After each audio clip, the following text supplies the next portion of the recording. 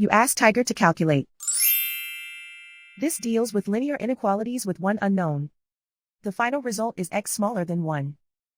Let's solve it step by step. Group all constants on the right side of the inequality. Subtract 5 from both sides.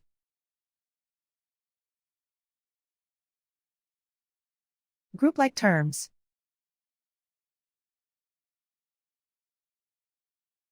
Simplify the arithmetic.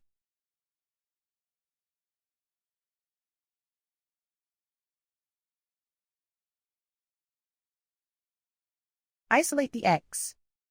Divide both sides by -3.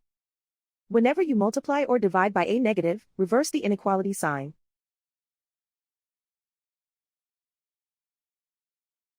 Cancel out the negatives.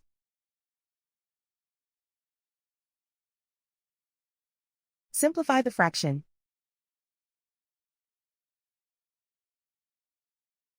Cancel out the negatives.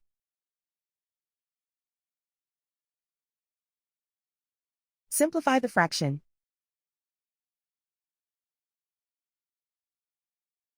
Plot the solution on a coordinate grid.